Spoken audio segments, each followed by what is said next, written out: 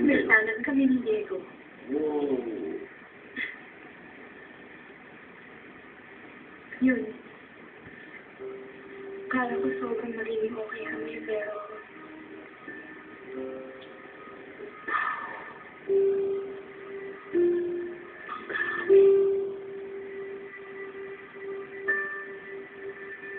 One week ako nasa hospital nun.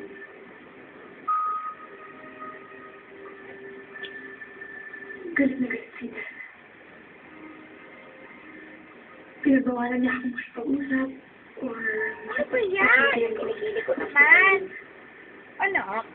Ha? Ano ka talaga ng Pero kapatid? siyempre, pinaglaban Ha? ko